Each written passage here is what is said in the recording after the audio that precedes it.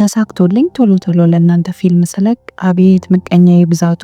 ዛሬም እንደተለመደው ተሰባብሬም ቢሆን አንድ አሪፍ ያልኩትን ፊልም ይዤላችሁ መጥቻለሁ። እናንተ ብቻ ያችን የሰብስክራይብ ምልክት ተጫኑልኝ እንጂ እኔ አሪፍ ፊልም አመጣላችኋለሁ። የምሰራቸው ፊልሞች ሌሎች ሰዎች ጋር እንዲደርስ የላይክ ምልክቷን መጫን እንዳትረሱ። ወደ ፊልሙ ታሪክ ስንገባ ፊልሙ ሲጀምር አንድ ደስተኛ ቤተሰብ ያሳየናል። እነዚህ ሁለት በጣም ደስተኛ ባልና ሚስቶች አንድ በጣም ቆንጅዬ ልጅ አላቸው። ስሟም ኤላ ይባላል። የነዚህ ባልና ሚስት ፍቅር በጣም ነው የሚለየው። ቤታቸው ጫካ መሃል ሲሆን የትኛውም ሰው ብኖርበት ብሎ የሚመኘው አይነት ቤት ነው። ሲንደሬላ ከፍ እያለች በመጣች ቁጥር የእናቷ ጤና እንደዛ ሆኖ እየቀነሰ እየመጣ ነው። በጣም እየታመመች መጣች። ህመሟ ገፍቶ አሁን ሞት አፋፍ ላይ ነው ያለችው። የሲንደሬላ እናትም የሞት አፋፍ ላይ እንደሆነች ስትረዳ ሲንደሬላ ማስጠርታት ሁሌም እኔ ያስተማርኩሽን ነገር እንዳትረሺ፣ የቻልሽው አቅም አባትሽንና ሌሎችንም ሰዎች ተንከባከቢ፣ እኔ አጠገብሽ ባልሆንም ሁልጊዜም ደስተኛ መሆንን እንዳትረሺ ትላታለች። ብዙም አልቆየም። ከተወሰነ ቀናት በኋላ የሲንደሬላ እናት ትሞታለች። ለሲንደሬላና ለአባቷ በጣም ከባድ ጊዜ ነበር። የሲንደሬላ አባት የእናቷን ማጣት እንዳታውቅ አድርጎ እንዴትም አድርጎ እየተንከባከበ አሳደጋት። አሁን ሲንደሬላ በጣም አድጋ ትልቅ ሆናለች። ለሲንደሬላ አባቷ ሁሉ ነገሯ ነበር። በተቃራኒው ደግሞ ለአባቷ ራሱ እሷ ሁሉ ነገሩ ነበረች። ከዕለታት አንድ ቀን የሲንደሬላ አባት አንዲት ሴትን ያገባና ወደ ቤቱ ይዟት ይመጣል። እቺ ሴት ሁለት ልጆች አላት። እናም ባሏ ሞቶባታል። የዚች ሴትዮ ልጆች ገና ከመምጣታቸው ጀምሮ ለሲንደሬላ ጥሩ እይታ አልነበራቸውም፣ ክፉ ነበሩ። በመጀመሪያ ሲንደሬላ በአባቷ ውሳኔ ደስተኛ አልነበረችም። በኋላም ግን አባቷ ለሷ ብሎ ብዙ መስዋዕት እንደከፈለ ትዝ ሲላት አባቷ ጎን ለመቆም ተወስናለች። ከእንጀራ እናቷ ጋርና ከእንጀራ እህቶቿ ጋር ለመስማማትም መሞከር ጀመረች። አንድ ቀን የሲንደሬላ እንጀራ እናት ቤት ውስጥ አንድ ፕሮግራም ታዘጋጃለች። እዚህም ፕሮግራም ላይ ሁሉም ዘንጦ ሲቀመጥ ሲንደሬላ ብቻ ነበረች የቤት ልብሷን ለብሳ እዚህ ፕሮግራም ላይ የተካፈለችው። ሲንደሬላ ጓደኞች ነበሯት። ጓደኞቿም እንስሳቶች ናቸው። ከቀናት በኋላ የሲንደሬላ አባት ለስራ ወደ ሌላ ሀገር እንደሚሄድ ይነግራታል። እናም ከተወሰነ ቀናት በኋላ እመለሳለሁ አላት። የሲንደሬላ አባትም ለሚስቱ ሳይሆን ጊዜ ሰጥቶ የተሰናበተው ለልጁ ሲንደሬላ ነበር። በጣም ነው የሚወዳት። እናም እስክመለስ ድረስ አደራ ራስሽን ተንከባከቢ ይላታል። የሲንደሬላ እንጀራ እናትም አባቷ ለሲንደሬላ ይህን ያህል ፍቅር ሰጥቶ ሲሰናበታት ተመልክታ በጣም ነበር የቀናችው። እናም ከመችመች አባቷ ሄዶልኝ እችን ልጅ በተበቀልኩ ብላ ማሰብም ጀመረች። የሲንደሬላ አባት ገና እግሩ ከቤት እንደወጣ ነበረ የእንጀራ ልጆቿ ክፍሏን ወሰዱባት። ሲንደሬላንም እቃ ማስቀመጫ ክፍል ውስጥ ማደር ትችያለሽ፣ አትጨነቂ ያለቻት። ሲንደሬላ እዛ እቃ ማስቀመጫ ክፍል ውስጥ በጣም ፈርታ ስለነበረ እንስሳት ጓደኞቿን ጠርታ ከነሱ ጋር አንድ ላይ አደረች። የሲንደሬላ እንጀራ እናት ክፍሏን ብቻ ቀምታት አላቆመችም። የቤቱን ስራ በጠቅላላ ሲንደሬላ እንድትሰራ ታረጋለች። አንድ ቀን እነ ሲንደሬላ ቤት አንድ ዜና ይመጣል። አባቷ ከሄደበት እየተመለሰ እያለ መንገድ ላይ ችግር እንዳጋጠመው ተነገራት። ሲንደሬላ በጣም ነበር ያዘነችው። የእንጀራ እናቷ ግን በጣም ነው የተደሰተችው። ሲንደሬላን ለማሰቃየት ጥሩ እድል አገኘች። አሁን ማንም ጠያቂ ሳይኖራት ይህንን ትልቅ ቤት እንደፈለገች ማንቀሳቀስ ትችላለች። የሲንደሬላ እንጀራ እናት ከጅምሩን የሲንደሬላን አባት ያገባችው ሀብታም ስለሆነ ነው እንጂ ወደው አልነበረም። ሲንደሬላ ከዚህ በኋላ ምንድነው መሆነው የሚለው ነገር በጣም አስፈርቷታል። ከቀን ወደ ቀን የሲንደሬላ በደል እየጨመረ እየመጣ ነው። የቤት ሰራተኞችንም እንዳለ አባራ ሙሉ ለሙሉ የቤቱን ስራ የምትሰራው አሁን ሲንደሬላ ናት። ሲንደሬላ እማትሰራው ስራ የለም። ልብስ ማጠብ፣ እቃ ማጠብ፣ ቤት ማጽዳት፣ በቃ ሁሉንም። እንደዚህም ሰርታ ጥሩና ንጹህ ምግብ አትበላም። እንጀራ እናትየው የነሱን ትርፍራፊ ነው የምትሰጣት። አንድ ቀን አየሩ በጣም ቀዝቃዛ ነበር። ሲንደሬላም የምትተኛበት ክፍል ብርዱን አልቻለችውም ነበር። በዚህ ምክንያት ኩሽና ሄዳ እሳቷ አጠገብ ትተኛለች። በጠዋት ሲንደሬላ ፈረሷን እየጋለመች ወደ ጫካው ሄደች። በዚህ መሃል ፈረሷ ይደነብርባትና ሲንደሬላን በጣም ነበር ያስቸገራት። አንድ ልዑል አቅራቢያ ቦታ ስለነበረ ይህንን ተመልክቶ ሊረዳት ይጠጋል። ሲንደሬላና ልዑሉ በዚህ መሃል ወሬ ይጀምራሉ እና በጣም ተግባብተው ጥሩ ጓደኞችም ሆኑ። ሲንደሬላም ስሟን ሳትነግረው ጥለው ነበር የሄደችው። ይህም ልዑል ወደ ቤተ መንግስቱ ከተመለሰ በኋላ አባቱ ንጉሱ ሊያየው ይሄዳል። አባትየው ትንሽ ታሞ ነበር። አባትየውም የጤና ሁኔታ በጣም እያሳሰበው ስለመጣ ልጁን ቶሎ ማግባት አለብህ ይለዋል። ከመሞቴ በፊት ቢያንስ ሚስት የምትሆነዋን ሴት ማየት አለብኝ አለው። ልዑሉም አባቱ ያለውን ነገር እሺ ብሎ ነበር የተቀበለው። አባቱ በዚህ ሁኔታ ውስጥ ሆኖ ከሱ ጋር መከራከር አልፈለገም። ንጉሱም ለልጁ ሚስት ለመምረጥ እዚህ ቤተ መንግስት ውስጥ አንድ ትልቅ ድግስ ያዘጋጃል። ልዑሉም እዚህ ፕሮግራም ላይ ሙሉ የከተማው ሴት እንዲጋበዝ ጠርቷል። ሀብታም፣ ድሃ፣ በቃ ሁሉ። እናም አይኑ አይቷት የወደዳትን ለማግባት ነው የፈለገው። እንደ እውነቱ ከሆነ ልዑሉ ከሲንደሬላ ጋር ልቡ ሄዷል። እናም እዚህ ፕሮግራም ላይ ሲንደሬላን ድጋሚ ያገኛታለሁ ብሎ ነው ያሰበው። የንጉሱ አሽከሮችም ገበያ ይሄዱና ቤተ መንግስት አንድ ትልቅ ዝግጅት ስለተዘጋጀ ከተማ ውስጥ ያለ ሴት በጠቅላላ እዚህ ፕሮግራም ላይ እንደተጋበዘ የንጉሱ አሽከሮች ይናገራሉ። ሲንደሬላም ገበያ ውስጥ ስለነበረች ይሄንን ዜና ሰማች። እዚህ ፕሮግራም ላይ ለመሄድ በጣም ጓጉታለች። ቤት እንደደረሰችም ንጉሱ ቤተ መንግስት ውስጥ ዝግጅት እንዳዘጋጀና ሁሉም ሴቶች እንደተጋበዙ ለእንጀራ እናቷና ለእንጀራ እህቶቿ ትነግራቸዋለች።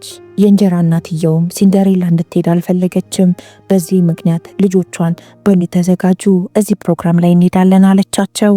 ሴትየዋ በጣም ራስ ወዳድ ሴት ነበረች። ልጆቿን ብቻ ነበረ ከዚህ ልዑል ጋር ለማየት የተዘጋጀችው። ሲንደሬላም ለሷ ተጨንቆ ሂጂ ብሎ የሚያዘጋጃት ሰው ስለሌለ በጣም ነበር የከፋት። ልሄድ ብትል እንኳን ወደዚህ ፕሮግራም የምትለብሰው ቀሚስ የላትም። ሲንደሬላ ቢያንስ እንኳን እሺ ካለችኝ እሄዳለሁ ብላ በማሰብ ክፍሏ ሄዳ እዚህ ፕሮግራም ላይ ለብሳ የምትሄደውን ቀሚስ መስፋት ትጀምራለች።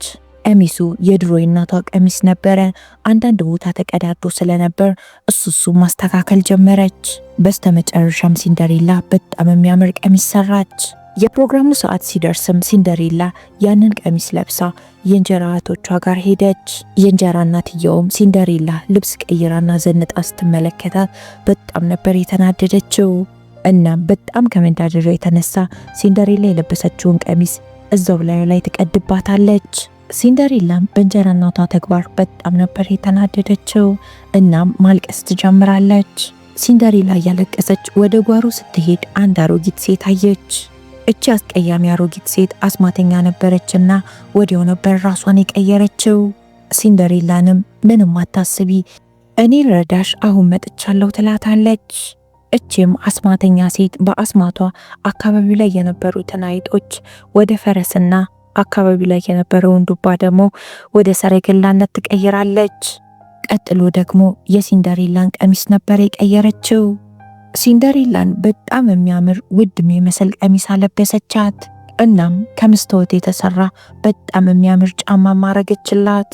በስተመጨረሻም የእንጀራ እናቷና የእንጀራ እህቶቿ እንዳያውቁ በአስማት ሌላ ሰው እንድትመስል አደረገቻት። ከዛም አንድ ነገር ነግራ ታስጠነቅቃታለች።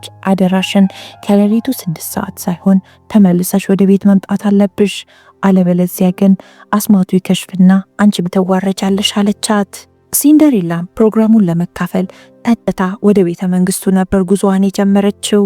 ቤተ መንግስት ውስጥ በጣም የሚያማምሩ ብዙ ቆነጃጅት ሴቶች ተገኝተዋል። ሲንደሬላ ቤተ መንግስቱ ስትደርስ ባየችው ነገር በጣም ነበር የተደሰተችው። ልዑሉም ሲንደሬላን ሲመለከታት በጣም ነበር የተደሰተው። ምክንያቱም ይህን ፕሮግራም ያዘጋጀው እሷ ትመጣለች ብሎ አስቦ ነበር። ቤተ መንግስት ውስጥ ያሉት ሰዎች በጠቅላላ ሲንደሬላን ሲመለከቷት እቺ ከየት ሀገር የመጣች ቆንጆ ነች ብለው ነበር የተገረሙት። ልዑሉም ሲንደሬላን ይጠራትና ከሱ ጋር እንድትጨፍር ያዛታል። እንደተባለውም የሲንደሬላ እንጀራ እናትና የእንጀራ እህቶቿ ሲያያት አላወቋትም። እነሱም እቺ ልጅ ማናት የልዑሉን ቀልብ ሳበች ብለው በጣም ተናደዋል። ሲንደሬላና ልዑሉ ከጨፈሩም በኋላ ወደ አትክልት ስፍራው ይሄዱና ማውራት ይጀምራሉ። ልዑሉም ሲንደሬላን ዥዋዥዌው ላይ ቁጭ እንድትል ያደርጋትና እየገፋ ያጫውታታል። ሲንደሬላ እንደዚህ ተደስታ አታውቅም። በዚህ መሃል ሲንደሬላ ጫማው ይወልቅባትና ልዑሉ ጫማዋን ጎንበስ ብሎ ያደርግላታል። ከዛም በጣም ቆንጆ ነሽ ብሎ ቁንጅናዋን ያደንቃል። እስካሁን ኬት ተደብቀሽ ነው ዛሬ ወጣሽው አላት። የት ነው ቤትሽ እያለ አድራሻዋን ሊጠይቃትም ይሞክራል። ሲንደሬላ ማንነቷን ከመናገሯ በፊት እኩለ ሌሊት እንደደረሰ ታስታውሳለች። ያች አስማተኛ አሮጊት እንደነገረቻት እኩለ ሌሊት ካለፈ አስማቱ በጠቅላላ ይከሽፋል። ሲንደሬላም አስማቱ ሳይከሽፍ ለማምለጥ ፈልጋ እየሮጠች ከቤተ መንግስቱ ለመውጣት ትሞክራለች። ከልዑሉ አምልጣ ከቤተ መንግስቱ ልትወጣ ስትል የልዑሉን አባት ንጉሱን አገኘችው። እሱንም ጎንበስ ብላ እጅ ነስታ ከፊቱ ዞራለች። ሁሉም ሰው በሲንደሬላ ማንነት ግራ ተጋብቷል። ያችን የመሰለች ቆንጆ በአንዴ መታ ለምንድነው ሮጣ ወጣችው የሚለው ነገር ሁሉም ላይ ጥያቄ ፈጥሯል። ሲንደሬላ እየሮጠች ደረጃውን በምትወርድበት ሰዓት አንድ እግሯ ጫማ ወልቆ ነበር። እንደዛም ሆኖ ግን ተመልሳ ሄዳ ጫማዋን ማንሳት ባለመቻሏ ሰረገላዋ ውስጥ ገብታ ጉዞዋን ነበር የጀመረችው። ልዑሉም በተቻለው አቅም ሊያስቆማት ከኋላዋ እየተከተላት ነበር። ግን ጫማዋን ብቻ ነበር ያገኘው።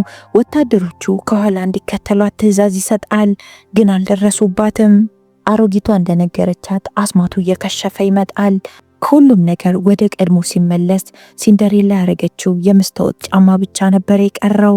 አንድ እግሩን እዛው ትታ ስለመጣች አንድ እግሯን ጫማ ይዛ ወደ ቤቷ ሄደች።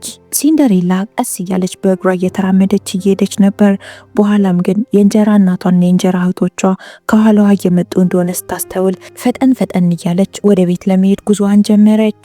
ቤትም እንደደረሰች መጀመሪያ ያደረገችው ጫማውን መደበቅ ነበር። እናም ዛሬ የተፈጠረው ነገር ህልም ስለመሰላት መልሳ ልታነበው ማስታወሻ ደብተሯ ላይ ጻፈችው። በሌላ በኩል እዛ ትልቅ ቤተ መንግስት ውስጥ ንጉሱ በጣም ታሞ የሞት አፋፍ ላይ ነው ያለው።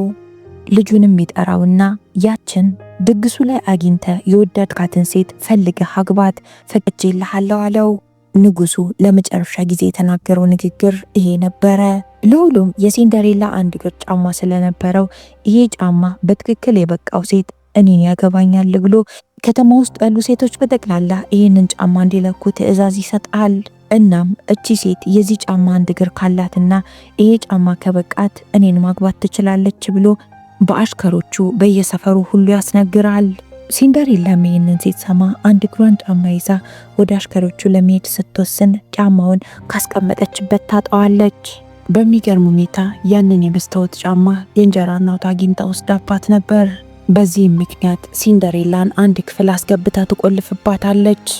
ልዑሉም ልጅቷ እንዳልተገኘች ሲነገረው የከተማው ሴት በጠቅላላ እየመጣ ጫማውን እንዲለካ ትዕዛዝ ይሰጣል።